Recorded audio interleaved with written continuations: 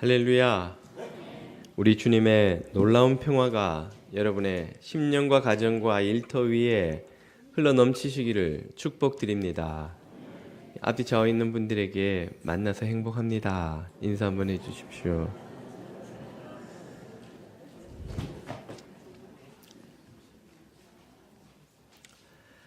참 언급하기 껄끄러운 이야기이긴 합니다만 요즘 한국 언론에서는 만민중앙교회 이재록 목사의 성폭행 사건이 연일 보도되고 있습니다. 이재록 목사와 이 만민중앙교회는 1990년에 이미 예수교 대한성결교회 총회에서 이단으로 정죄되고 출교된 바 있습니다만, 그래서 아마도 이 언론에서도 이런 사실을 언급하고 이재록 목사 대신 이재록 씨라고 부르기도 합니다만은, 그러나 교회 밖에 있는 사람들에게는 여느 목사, 여느 교회나 무슨 차이가 있는가 그 구분을 잘 하지 못하는 것이 현실이죠. 그래서 이 사건이 알려지면서 한국 교회 또 하나의 참 곤혹스러운 사건이 되고 있는데요. 만민성결교회는 여러분이 기억하실지 모르겠습니다만 그 세간에 여러 번 여러 가지 일로 화제가 된 바 있습니다.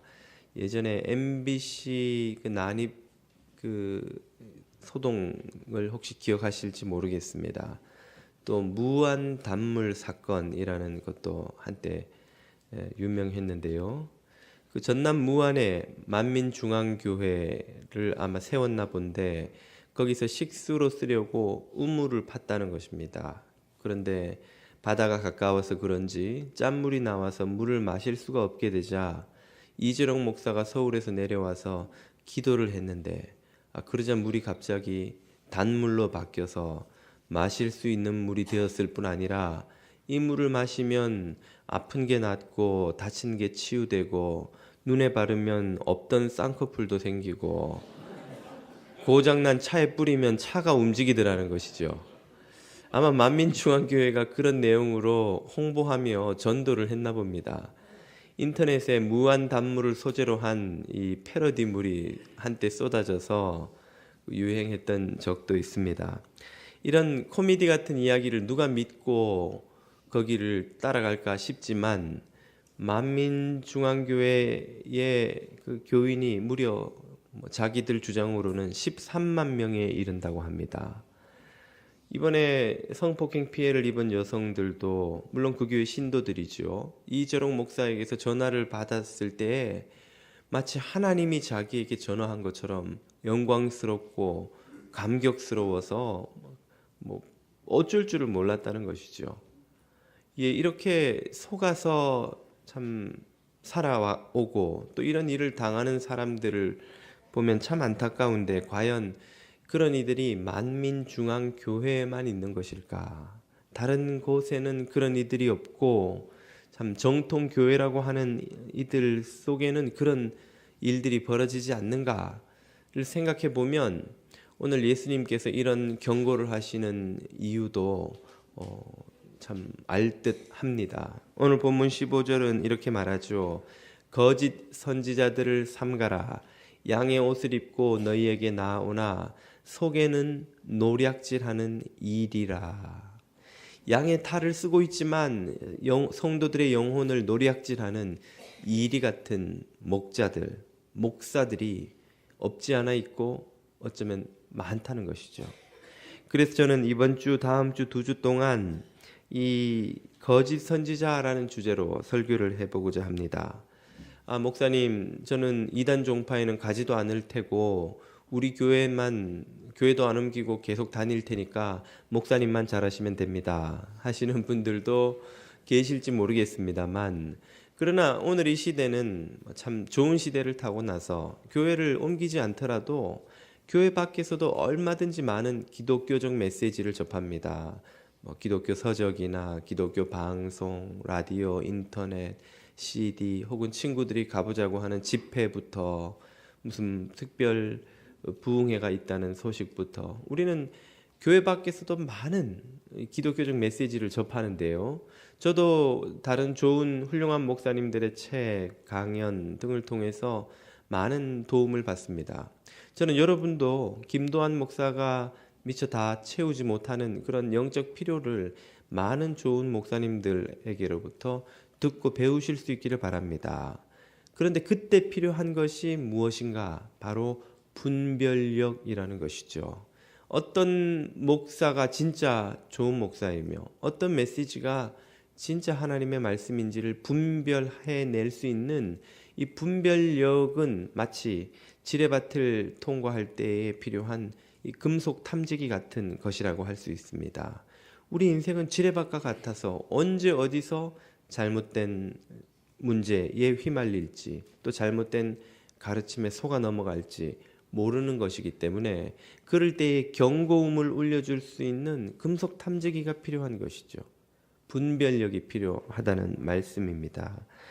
어떤 이들이 진짜 목사이고 또 어떤 이들은 가짜 목사인가? 어떤 때에 이 분별력이 우리에게 경고를 울려주는가 하는 것을 좀 살펴보려고 합니다.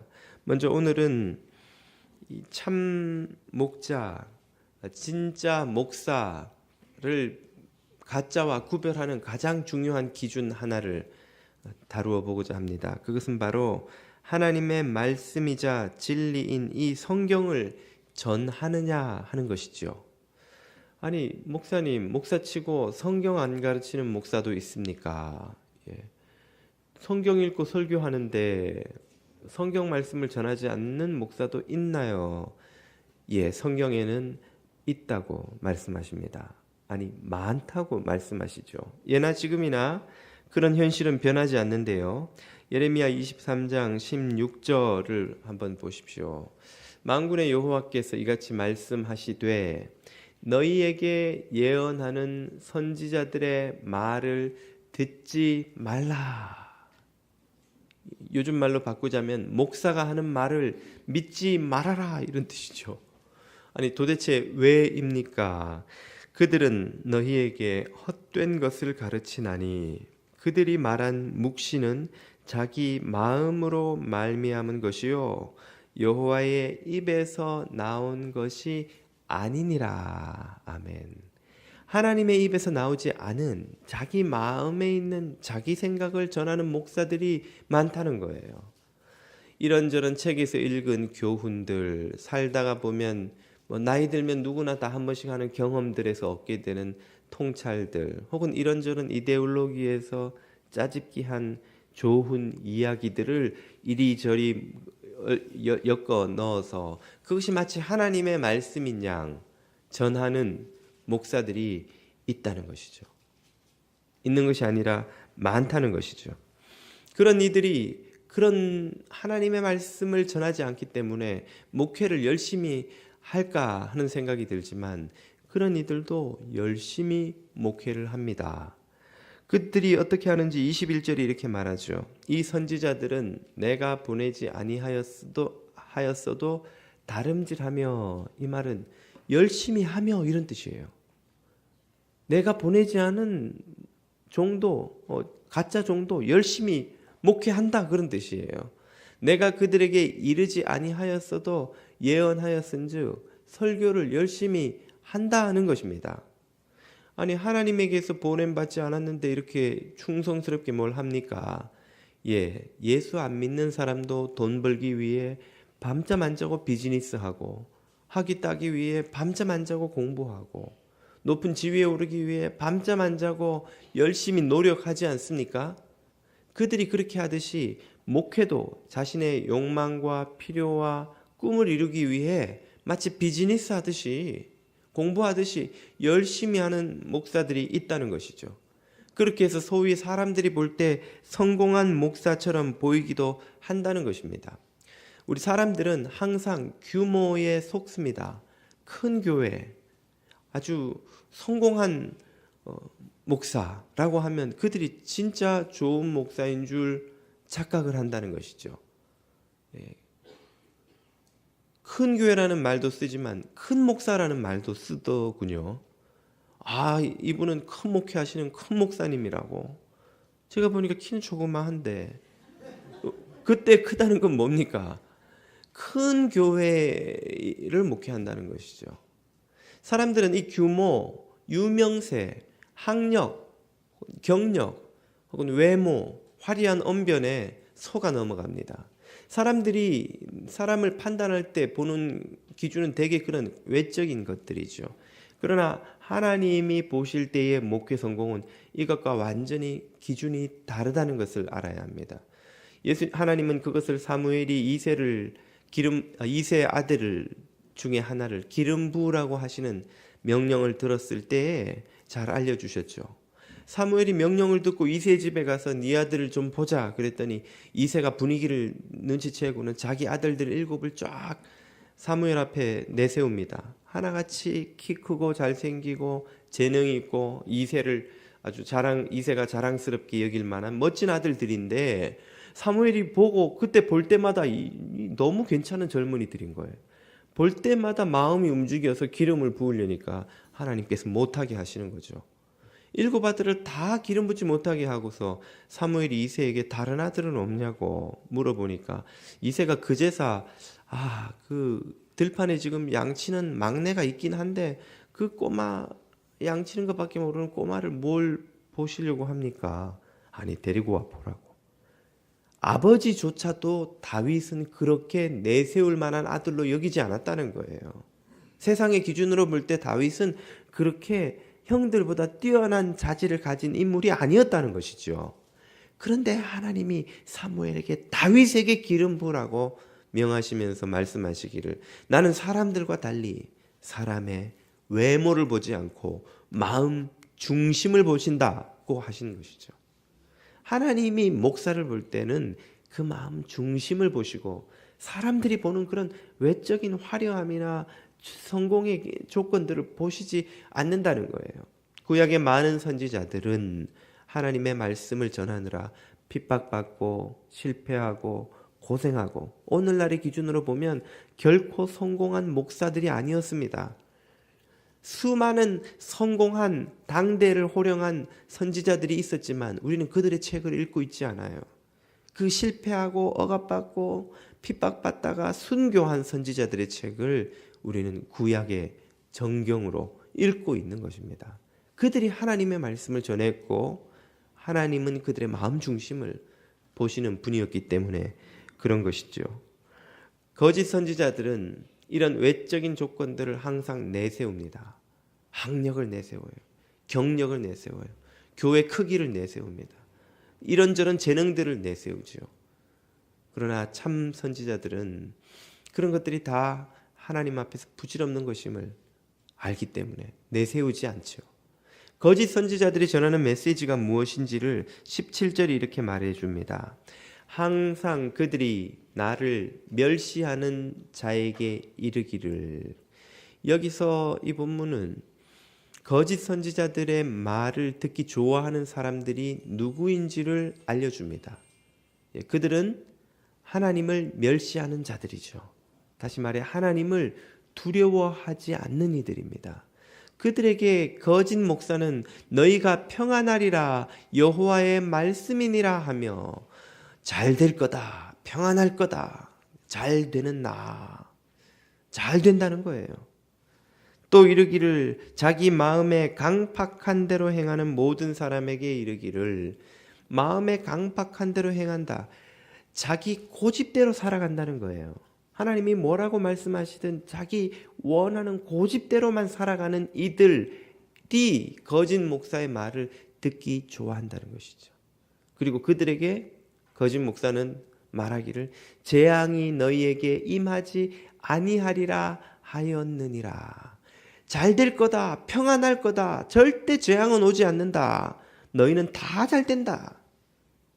이것이 거짓 목사의 예나 지금이나 일관된 메시지입니다.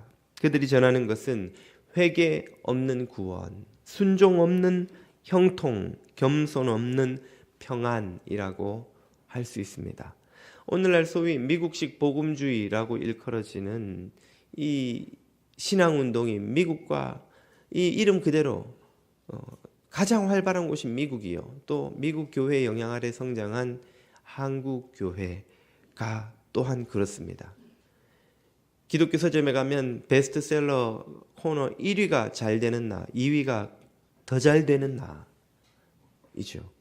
그 책의 내용이 바로 이거예요. 하나님은 여러분을 사랑하셔요.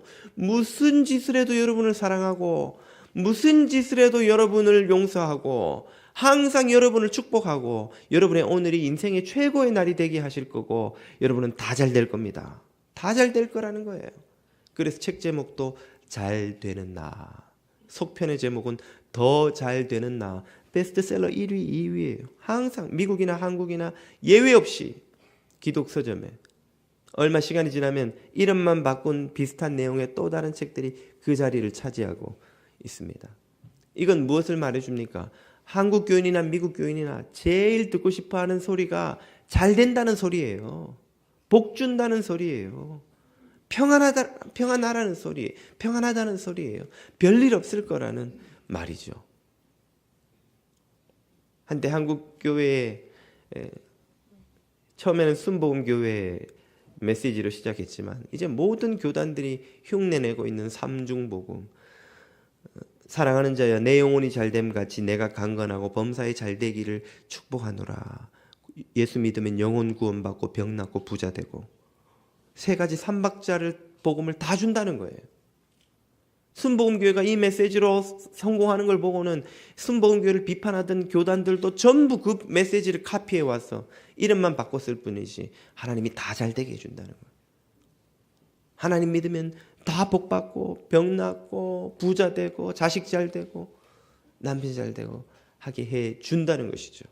이것이야말로 예나 지금이나 거짓 목사들이 전하는 일관된 메시지입니다. 그리고 그런 메시지로 교인들을 끌어모은 스타 목사들은 엄청난 부와 유명세를 누리며 자가용 비행기를 타고 이곳저곳을 다니며 한번 집회할 때마다 수십만 불씩 되는 돈을 받아 챙기면서 사람들에게 이 거짓 복음을 전파하고 있는 것이죠.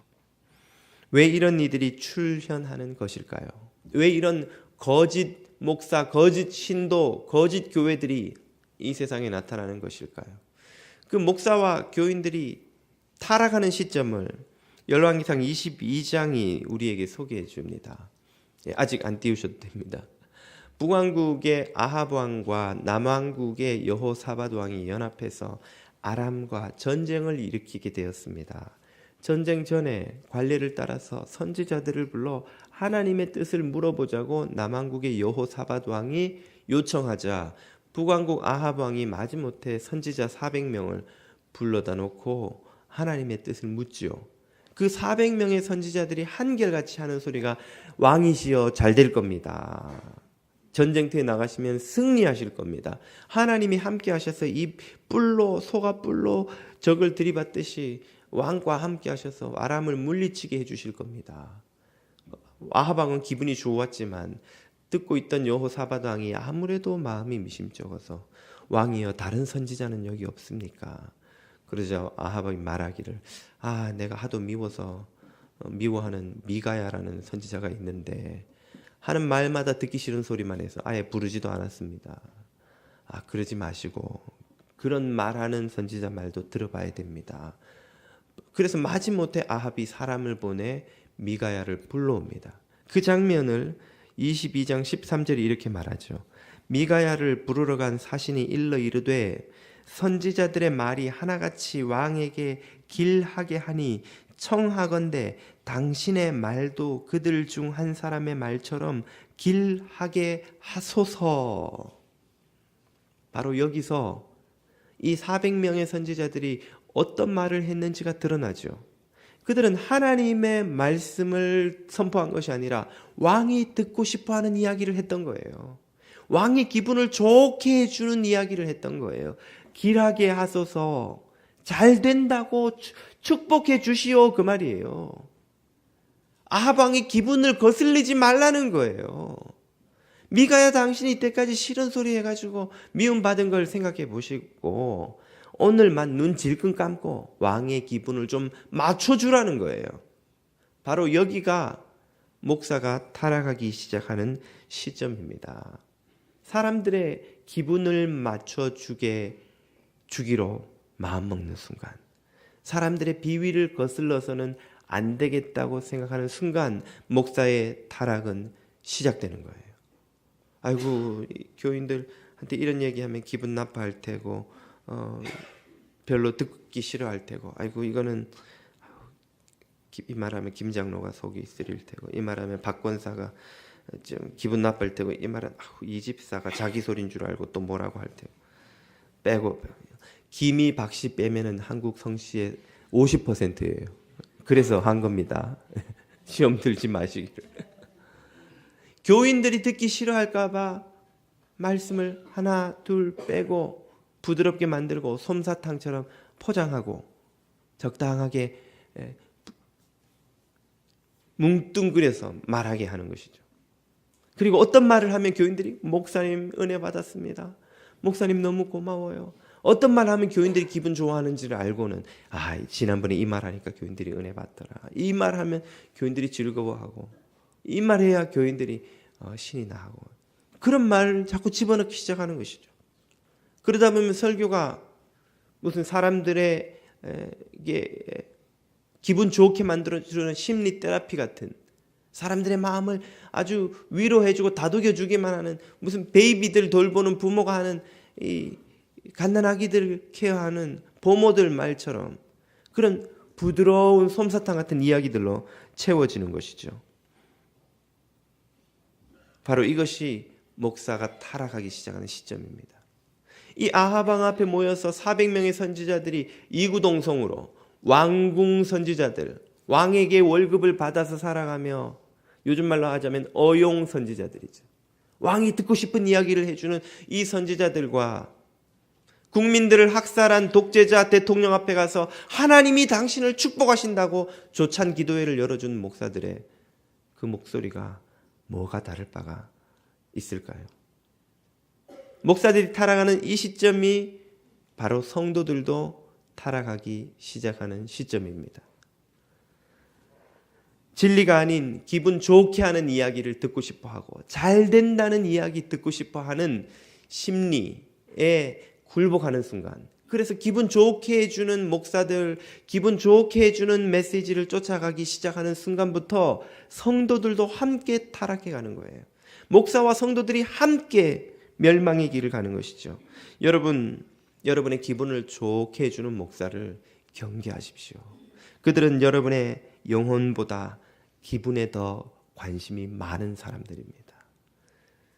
그들은 여러분의 구원보다 여러분의 지갑에 더 관심이 많은 사람들입니다. 좋은 약은 입에 쓰듯이 진리는 우리의 영혼에 달콤한 소리가 절대로 아닙니다. 진리는 솜사탕이 아니고 하나님의 말씀은 살았고 운동력이 있어 좌우의 날선 어떤 검보다 예리하여 영과 밑과 관절과 골수를 찔러 쪼개기까지 하니, 칼로 우리의 폐부를 찔러 쪼개고 수술하는데 기분 좋은 사람이 어디 있나요? 칼로 수술을 하는데 두렵고 긴장되지 않는 사람이 어디 있습니까, 여러분? 여러분 하다못해 쌍꺼풀 수술을 하나를 해도 긴장되는 게 사람이에요. 그렇지 않으셨어요? 그거 금방 끝나요. 아이고 마취도 필요 없어. 이거 금방 끝나. 그래도 긴장이 돼요. 칼을 몸에 댄다는 사실만으로도. 하물며 우리의 영과 혼과 관절과 골수를 찔러 쪼개는 날카로운 검이 우리 앞에 다가오는데 그게 긴장되지 않는 사람, 편안하고 즐거운 사람이 어디 있습니까? 하나님의 말씀은 우리를 부담스럽게 하고 아프게 하고 우리를 힘들게 만들어요.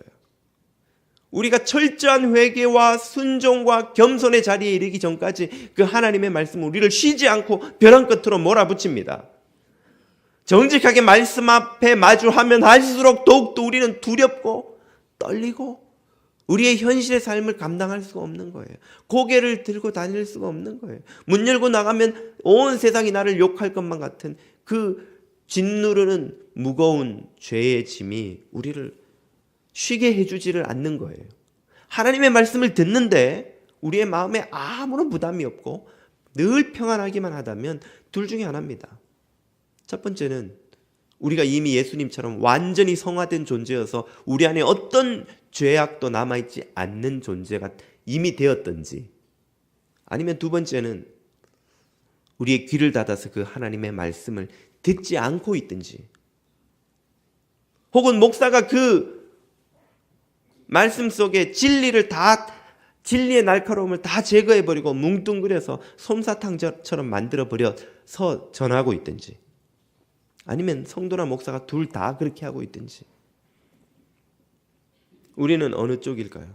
우리가 이미 주님처럼 완전한 존재로 성화되었기 때문에 어떤 말씀을 듣고도 그저 평안하기만 한 것입니까? 아니면 정말 하나님의 말씀 앞에 정직하게 무릎 꿇고 있지 않기 때문에 우리는 그것을 혹시 평안이라고 속고 있는 것은 아닐까요? 진리를 솜사탕으로 만들어버린 목사는 화 있을진저 아마 하나님이 오늘날 말씀하신다면 이렇게 말씀하실지도 모르겠어요. 하나님의 말씀을 달콤하고 편안하고 입에 넣고 혀로 굴리는 사탕처럼 이리저리 빨아먹어도 달콤하기만 한 이야기로 만들어버렸다면, 그런 목사는 화 있을진저 하나님께 저주를 받을지도 모릅니다. 우리가 기분 좋게 해주는 이야기가 아니라 우리를 아프게 할지라도 진리 대신 하나님의 말씀 앞에 정직하게 서고 그 진리의 말씀을 쫓아가는 성도들이 되실 수 있기를 축복드립니다. 미가야는 무엇이라고 응답합니까? 14절을 보면 미가야가 답합니다. 여호와께서 살아계심을 두고 맹세하노니 여호와께서 내게 말씀하시는 것 곧 그것만을 내가 말하리라 하고, 미가야는 왕이 듣고 싶어하는 이야기를 해주라는 압력에 굴복하기를 거부합니다. 이것이 미가야를 다른 400명의 거짓 선지자들과 구분한, 진짜 참 선지자 되게 한 증거요, 기준이요, 이유인 것이죠. 그 400명의 선지자들은 왕의 월급을 받으며 좋은 옷을 입고 윤택한 피부로 편안한 삶을 살았을지는 모르나 미가야는 그들과 비해서 초라하고 보잘것없고 미움받고 인정받지 못한 선지자였을지 모르나 성경이 그를 참 선지자라고 인정하는 이유는 그가 하나님의 말씀만을 대언하고 있기 때문인 것이죠. 오늘 참 목사의 기준이 바로 이것입니다. 예수님은 베드로에게 사명을 주시면서 딱 한 가지만 3번이나 확인하셨어요. 요구하셨죠. 내 양을 먹이라. 내 양을 먹이라. 내 양을 먹이라. 생명의 양식인 하나님의 말씀으로 성도들을 먹이는 이 사명을 잊어버린 이가 있다면 그는 더 이상 목사라고 부를 수 없는 것입니다. 그는 더 이상 하나님에게 쓰임받는 이가 아닌 것이죠. 미가야는 왕 앞에 가서 무엇이라 예언합니까? 아합은 이 22장에 이르기 전까지 그 열왕기상 이 중반부에서 이스라엘 역사에서 가장 큰 해악을 끼친 왕 중에 하나로 소개됩니다. 그는 두로와 시돈의 왕의 딸 공주 이세벨과 결혼하며 그 나라로부터 바알 숭배를 수입해 들어오죠. 그리고 그 바알 숭배가 가르치는 대로 하나님의 법과 거스르는 독점적인 경제 제도를 운영하기 시작합니다. 나봇을 죽이고 그 포도원을 빼앗으면서 하나님께서 만들어 두신 토지 경제 제도를 다 무너뜨리고 왕과 귀족과 군대를 갖춘 권력자들이 모든 것을 다 차지하는 독점 경제 체제를 시작하는 것이죠. 바알을 섬기는 두로와 시돈 같은 이방 땅에는 있었으나 하나님께서 택하신 백성들을 들어가게 하신 가나안 땅, 약속의 땅에는 결코 들어와서는 안 되었던 그런 독점적인 탐욕스러운 경제 제도를 아합은 수입해서 이스라엘 땅에 퍼뜨린 존재가 아합입니다. 그래서 엘리야가 아합 정권과 그렇게 날선 싸움을 싸웠던 것이죠. 그런 이에게 미가야가 축복을 전할 수 없었던 것이죠. 그는 하나님의 경고가 지금 당신 앞에 있고 당신이 회개하지 않으면 이 전쟁에 나가서 질 뿐 아니라 큰 심판을 받을 것이라고 예언합니다. 예상대로 아합은 불같이 화를 내며 미가야를 감옥에 가두고 전쟁터에 나가지만 그 예언대로 그는 비참하게 전쟁터에서 목숨을 잃고 말죠. 이 아합의 말로는 거짓을 전하는 목사, 거짓을 쫓아가는 성도들의 말로를 보여주는 그림일 뿐입니다. 예레미야로 다시 돌아와 보십시오. 23장 15절은 이렇게 말합니다. 그러므로 만군의 여호와 내가 선지자에 대하여 이같이 말하노라. 보라, 내가 그들에게 쑥을 먹이며 독한 물을 마시우리니 이는 사악이 예루살렘 선지자들로서 나와서 온 땅에 퍼짐이라 하시니라. 쑥을 먹이고 독한 물을 마신다. 그들이 심판, 사형을 받는다, 그런 뜻이에요. 왜? 그들의 사악이 그들의 입에서 나와서 온 땅에 퍼졌기 때문이죠. 여러분, 땅에 유독한 독성 폐기물을 그냥 내다 버리거나 묻어버리면 어떻게 됩니까? 그 폐기물로부터 독성이 나와서 그 땅이 모두 악취가 진동하는 죽음의 땅으로 바뀌어버려요. 거기 있던 나무들은 다 죽고 어떤 생물도 살 수 없는 그런 땅이 되죠. 그렇기 때문에 유독 폐기물은 엄격한 정제 과정을 거쳐서 폐기하도록 법이 정하고 있는 것이죠. 땅에다 폐기물을 버리면 그 땅이 죽고 썩는 것처럼 이 거짓 선지자들의 입에서 나온 사악한 독이 온 땅에 퍼져서 그 땅을 다 죽음의 땅으로, 세상을 멸망으로 이끌고 간다는 것이죠. 30절입니다. 나 여호와가 말하노라. 그러므로 보라, 서로 내 말을 도적질하는 선지자들을 내가 치리라. 거짓 목사들을 하나님께서 심판하신다는 말씀입니다. 그리고 그 심판이 안타까운 이유는 그들만 망하는 것이 아니라 그들을 쫓아가던 이들도 망한다는 말이에요. 예수님이 이에 대해서 이렇게 경고하신 적이 있습니다. 마태복음 23장이죠. 화 있을진저 저주받을 것이다, 이 말이에요. 외식하는 서기관들과 바리새인들이여, 너희는 천국 문을 사람들 앞에서 닫고 너희도 들어가지 않고 들어가려 하는 자도 들어가지 못하게 하는도다.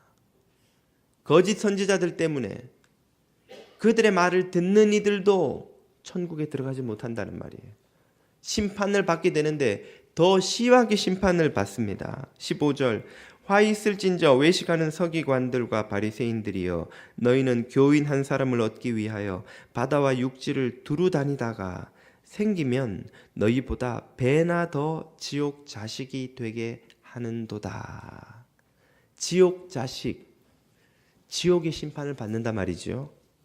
너희도 지옥의 심판을 받지만 너희들에게 가르침을 받은 자들이 너희들보다 배나 더 큰 심판을 받는 지경에 이르기까지 타락하고 병들고 악해진다는 말이에요. 무엇을 말해줍니까? 거짓 목사도 망하고 그들을 쫓아가는 자들도 망하되 더 크게 망한다는 말, 영원한 멸망을 피할 수 없다는 말입니다. 오직 진리의 말씀만을 쫓는 목사가 칭찬받을 것입니다.